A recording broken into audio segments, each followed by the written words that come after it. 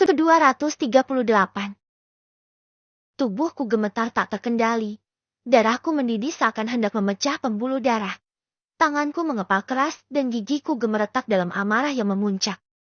Aku berdiri di tempatku dengan tak tenang, menatap dengan mata yang membara, menyaksikan Larissa dan I tengah bermesraan tanpa rasa bersalah. Setiap tawa mereka seperti pisau yang menghiris hatiku. Semua kecurigaanku selama ini terbukti. Mereka memang memiliki hubungan gelap di belakangku. Sungguh menyakitkan menyadari orang yang kucintai dengan tulus, tega mengkhianatiku. Langkahku tegas mendekati mereka. Amarah yang membara memberi kekuatan pada setiap langkah. Ceti, selama ini dugaanku benar. Kalian memang berselingkuh di belakangku. Ujarku penuh emosi. Larissa dan I menoleh, namun alih-alih terkejut. Mereka malah memberikan senyuman mengejek ke arahku. Senyuman itu menghantam egoku, menambah bensin pada api kemarahanku. Apa kalian senang? Senang melihat aku hancur begini? Suaraku menggelegar di ruangan itu, penuh dengan kebencian dan rasa sakit yang mendalam. It hanya mengangkat bahu, sementara Larissa, dengan ketenangan yang menajam, menjawab. Kamu terlalu naif. Sayang, kami memang lebih cocok satu sama lain. It lebih baik darimu. Dia selalu membuatku nyaman, berbeda dengan kamu yang selalu membuatku marah dan menangis. Setiap kata dari mulut Larissa seolah menyiram garam pada luka hatiku. Aku merasa dunia runtuh. Kepercayaanku hancur berkeping-keping. Di tengah badai emosi ini, aku berusaha mengumpulkan kekuatan untuk berdiri tegak. Meski hatiku remuk redam. Kamu jahat, Sah. Selama ini aku selalu berusaha untuk menjadi seorang suami yang baik. Aku selalu setia. Bahkan meskipun banyak wanita yang mendekati aku gak pernah tertarik sama sekali. Itu aku lakukan cuma buat kamu. Tapi kenapa kamu balas aku dengan cara seperti ini? Aku tak bisa menahan emosiku lagi. Siapa suruh kamu setia? Siapa suruh kamu percaya sama aku? Dulu mungkin aku memang sangat mencintai kamu. Tapi sejak aku bertemu It dan kami sering bersama berbagi cerita, aku jadi nyaman dengan It daripada dengan kamu. Larissa sama sekali tak terlihat kasihan padaku. Dia malah tersenyum miring mengejek padaku. Gak tahu diri. Aku menikahi kamu dan memberikan segalanya buat kamu. Tapi kamu malah seperti ini. Di mana hati kamu? Kenapa tega menghancurkan perasaan aku? Sah. Memangnya aku peduli? Kamu sama sekali gak bisa bikin aku bahagia. Cuma It yang bisa bikin aku bahagia. Gak bisa bikin kamu bahagia. Lalu, apa artinya selama ini? Kamu selalu bilang kalau kamu bahagia denganku dan kamu gak mau berpisah dariku. Lalu ingin hidup bersamaku selamanya. Tapi, kenapa sekarang malah berbalik? Kamu kenapa? Apa yang kurang dariku? Aku tak habis pikir. Mengapa Larissa tega melakukan ini padaku? Padahal aku selalu berusaha membahagiakan dirinya dan selalu menjadikannya prioritas utama dalam hidupku. Udahlah, sayang. Kamu jangan selalu merasa kalau kamu itu selalu melakukan segalanya untukku dan merasa seperti pahlawan. Nyatanya, kamu hanya pembunuh. Kamu telah membunuh kedua orang tuaku, dan sampai kapanpun kamu akan tetap jadi pembunuh. Aku gak akan pernah memaafkan kamu. Larissa sekarang menatap nyalang padaku, menunjukkan kebenciannya, yang mungkin selama ini dia balut dengan cinta dan kasih sayang. Kamu bilang, kamu sudah melupakan segalanya dan memaafkan aku. Tapi kenapa kamu masih bilang aku sebagai pembunuh? Aku melakukannya tanpa sengaja. Aku juga sudah menebus kesalahanku ke kamu, memberikan segalanya termasuk cinta dan materi. Apakah itu masih kurang untuk menebus kesalahanku? Sampai kapanpun, kamu gak akan pernah mendapatkan maaf dariku atas kematian kedua orang tuaku. Aku akan selalu menganggapmu sebagai pembunuh sampai aku mati. Larissa, kenapa jadi seperti ini? Kenapa kamu mengungkit kembali masa lalu yang selama ini kamu selalu bilang telah melupakan dan memaafkanku? Larissa yang aku hadapi sekarang sangat berbeda dengan Larissa yang aku nikahi selama bertahun-tahun. Dia bukan Larissa yang aku kenal, yang tutur katanya selalu lembut dan penuh kasih sayang. Dia bukan istriku. Di saat aku bertengkar dengan Larissa, It meraih pinggang Larissa dan mendekap istriku di depan mataku ini. Sudahlah, Jason. Larissa lebih mencintaiku. Dia sudah bosan padamu. Kau harusnya sadar diri. Jika kau hanyalah seorang pria yang egois dan tak pernah mengerti perasaan istrimu. Kau sering menyakitinya dan membuat dia menangis. Kau juga sering mengulangi hal yang sama. Kau harus menerima takdir bahwa Larissa sudah tak mencintaimu lagi. Dia hanya menginginkan sosok pria sepertiku. Tuturit mengejek. Aku benar kan, sayang? Tanya It pada Larissa. Benar sekali. Aku tak membutuhkan lelaki yang egois, apalagi seorang pembunuh. Jawab Larissa. Jason, sudah saatnya kau sadar. Larissa adalah milikku dan kau sudah harus melepaskan dia untukku. Karena dia pun sudah tak ingin bersamamu lagi. Jangan memaksakan diri. Jangan paksa dia untuk tetap bersamamu juga kalau dia sudah tak menginginkannya. Tutur It lagi. Aku mencintaimu. Sayang, aku hanya ingin bersamamu. Ucap Larissa pada It. Aku juga mencintaimu. Sayang, kita akan pergi ke London dan menikah di sana. Ah, terima kasih banyak. Ujar Larissa sembari memeluk It bahagia. Larissa dan It bermesraan di depanku. Hatiku sakit. Aku tak bisa lagi menahan diri. Aku mendekati kedunya dan kutarik tangan Larissa agar menjauh dari It. Lebih baik kau mati saja. Aku tak ingin melihatmu lagi.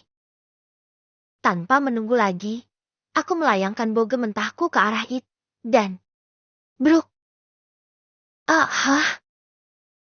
Aku merasakan tubuhku menghantam sesuatu yang keras, hingga kurasakan punggungku sangat sakit. Aduh! Aku meringis sambil mengusap-usap punggungku. Aku membuka mataku seketika. Aku pun melongo karena menyadari kalau aku ada di kamarku, terduduk di lantai dengan memegangi punggung.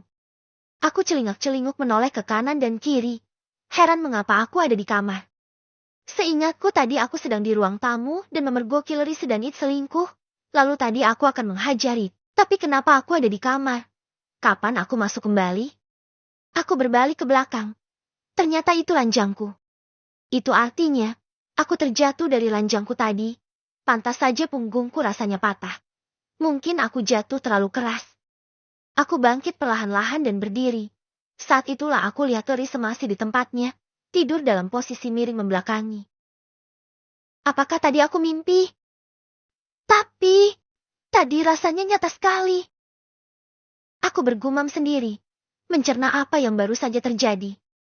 Tidak, itu tak mungkin hanya mimpi saja. Itu terlihat sangat nyata. Aku mendekati Larissa, memeriksa apakah dia benar-benar tidur atau berpura-pura. Bisa saja. Larissa buru-buru masuk ke kamar dan berpura-pura tidur seolah tak terjadi apapun. Tapi, Larissa nyenyak dalam tidurnya. Dia tak berpura-pura. Karena aku tak bisa percaya begitu saja. Aku pun keluar dari kamarku, lalu keluar dari rumah. Aku berjalan cepat ke arah lahan yang ada di balik tembok tinggi di belakang rumahku. Kau pasti tahu apa yang akan aku lakukan, bukan? Benar. Tentu saja aku mendatangi rumah yang ditempati untuk memeriksa apakah It berada di rumah atau tidak. Apakah dia sedang tidur atau tidak. Dengan begitu, aku bisa percaya kalau yang tadi aku alami hanyalah mimpi saja. Setibanya di rumah yang ditempati, aku berjalan ke arah jendela kamarnya dan mencoba untuk mengintip. Kebetulan sekali, It mempunyai kebiasaan menutup jendela hanya dengan tirai tipis sejak di London dan kebiasaannya itu juga berlaku di sini. Dari balik tirai tipis berwarna putih itu, aku dapat melihat It yang sedang terlelap dalam tidurnya. Dia tidur dengan memeluk bantal guling tanpa mengenakan selimut. Itu juga adalah kebiasaannya, di mana It tidak suka mengenakan selimut ketika tidur kecuali jika musim dingin tiba. Aku belum puas dengan hanya melihat itu. Aku terus memperhatikan gerak-gerik It, hingga beberapa menit menunggu pergerakan darinya. Berharap kalau It akan bangun dan keluar dari kamarnya untuk menemui Larissa kembali. Tapi sayangnya, apa yang aku harapkan tidak terjadi sama sekali. It benar-benar tidur nyenyak bahkan dia tidak mengubah posisinya sama sekali selama aku mengawasinya. Ya Tuhan, apakah yang tadi aku alami itu hanyalah mimpi? Tapi, mengapa terasa begitu nyata? Apakah semua itu terjadi akibat dari aku yang merasa cemburu akan kedekatan Nit dan Larissa? Selama beberapa menit aku berdiri mematung di depan jendela kamar Nit. Aku masih berusaha mencerna dengan baik pengalamanku tadi, untuk menemukan jawaban yang tepat apakah itu memang mimpi, atau aku sungguh-sungguh mengalaminya di dunia nyata. Tapi meskipun aku terus berpikir keras, tetap saja aku tak menemukan jawaban apapun, dan walaupun yang aku alami tadi terasa nyata. Namun tetap saja rasanya tak mungkin jika aku hendak memukul It, namun tiba-tiba saja aku terjatuh dari tempat tidurku dan berada di kamarku. Sedangkan saat kejadian, aku ada di ruang tamu. Tak mungkin aku berpindah ke kamar hanya dalam waktu 1 detik saja. Memikirkan itu, aku malah merasa sangat pusing. Mungkin benar, aku hanya mimpi saja. Aku kembali mengintip It. Dia masih dengan posisi yang sama. Tidurnya tampak sangat nyenyak. Hidup sendiri memang menenangkan sepertinya. Karena tidak ada yang mengganggu dan bisa melakukan apa saja dengan bebas, bahkan tidur pun bisa sangat nyenyak. Aku memutuskan untuk kembali ke rumah. Masuk ke kamarku dan kembali berbaring. Aku menoleh ke arah Larissa. Dia juga masih terlelap dalam tidurnya, juga masih dalam posisi yang sama seperti terakhir aku meninggalkannya di kamar sendirian. Perlahan-lahan, aku bergerak mendekati Larissa. Tubuhku rasanya dingin setelah cukup lama berada di luar. Aku membutuhkan kehangatan dan hanya Larissa lah yang bisa memberikan kehangatan itu. Aku memeluk Larissa dari belakang. Aku tak peduli walaupun nanti dia akan marah ketika bangun karena dia masih ngambek padaku. Aku harus tetap berusaha membuat dia kembali seperti semula. Karena jujur saja, tanpa senyuman Larissa dan tanpa mendengarkan suara lembutnya yang dia ucapkan padaku, rasanya sangat hampa. Ketika memeluk Larissa, aku kembali terbayang-bayang mimpiku tadi yang terasa sangat nyata. Aku tak bisa membayangkan jika hal itu benar-benar terjadi padaku di dunia ini. Mungkinkah aku akan sanggup melihat Larissa bermesraan dengan pria lain, yang bahkan pria itu adalah pamanku sendiri. Aku menelusupkan wajahku ke tengkuk Larissa, menyelimuti tubuh kami hingga ke leher. Kurasakan hangat dari suhu tubuhnya, membuat tubuhku yang tadinya kedinginan seolah mendapat siraman cahaya matahari yang membuat tubuhku menghangat kembali. Beberapa detik kemudian, Larissa bergerak. Dia lalu berbalik mengubah posisinya menghadap padaku. Wajah kami berhadapan. Aku menatap wajah cantiknya. Deru nafasnya menandakan bahwa memang tidurnya sangat nyenyak tadi. Aku membelai wajah Larissa. Dengan dorongan dalam diriku, aku mengecup bibirnya sangat lama. Rasanya, aku sangat rindu walaupun seharian aku bertemu dengannya. Gumaman Larissa terdengar di telingaku. Aku segera melepaskan ciumanku darinya. Rupanya Larissa terbangun dari tidurnya karena ciuman dariku. Mungkin dia terganggu. Aku dan dia saling menatap. Sayang, kamu belum tidur? Tanyanya. Suara yang lembut itu kembali terdengar langsung di telingaku. Sikap Larissa kembali seperti biasanya.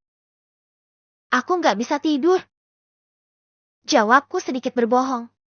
Aku ingin menguji, apakah Larissa masih peduli padaku atau tidak. Biasanya dia akan selalu cemas jika aku tidak tidur. Larissa membenarkan posisinya. Tangannya merayu wajahku, membelai halus dan semakin mendekatkan wajahnya dengan wajahku hingga hidung kami menempel. Kenapa nggak tidur? Apa kamu kedinginan? Tanyanya lagi. Iya, aku kedinginan. Aku nggak bisa tidur karena kamu nggak peluk aku. Jawabku bohong lagi. Padahal, tadi aku tidur sampai bermimpi buruk tentangnya. Aku akan peluk kamu, tapi kamu harus tidur ya. Tidur yang nyenyak, supaya nanti subuh kamu bisa dengan mudah dibangunkan lalu kita syarat subuh bersama. Aku tersenyum simpul. Larissa juga tersenyum. Senyuman manisnya kembali diberikan padaku. Aku minta maaf. Ucapnya kemudian. Kamu gak perlu minta maaf. Karena memang aku yang salah. Aku yang selalu egois dan gak pernah bisa mengerti perasaan kamu. Seharusnya, aku paham kenapa kamu sering bersikap kekanak-kanakan. Itu karena selain usia kamu yang masih muda, emosi kamu juga kadang gak stabil. Mood kamu gampang berubah. Dan sebagai suami, aku harusnya bisa memahami itu bukan malah mengatakan hal-hal yang gak perlu. Aku minta maaf atas ucapanku kemarin, yang mungkin menyakiti kamu. Tapi jujur, demi Tuhan aku selalu ingin bersama kamu. Aku sangat mencintai kamu. Aku juga meminta maaf padanya, atas sikapku yang kurang memahami perasaannya. Kamu juga nggak perlu minta maaf, karena memang aku kekanak-kanakan. Maaf, karena aku belum bisa menjadi seorang istri idaman yang mungkin kamu dambakan seperti yang didapat oleh Kak Fandi dan Kak Raihan dari istri mereka. Aku masih seperti Larissa yang dulu, yang manja, gampang ngambek, dan juga baperan. Aku tahu, mungkin kamu nggak nyaman dengan sikap aku. Tapi jujur aja sulit buat aku menjadi sosok wanita dewasa yang sempurna. Aku masih harus banyak belajar. Didewasakan oleh keadaan itu gak mudah. Tutur Larissa, sedih. Aku mengerti. Larissa pasti ingin bisa seperti Amira atau Leile, yang meskipun usia mereka tak berbeda jauh dengannya. Tapi mereka sudah mampu menjadi sosok istri yang sempurna. Tidak, aku yakin mereka juga sama saja. Mereka tak sesempurna kelihatannya. Mungkin saja mereka juga terkadang akan seperti Larissa yang kekanak-kanakan pada waktu-waktu tertentu. Larissa sudah cukup sempurna bagiku. Hanya saja aku yang mungkin tak pernah menyadari itu, hingga aku terus menuntutnya agar dia menjadi sosok yang dewasa di usianya yang masih sangat muda. Jangan ngambek lagi ya. Aku kesepian tanpa kamu.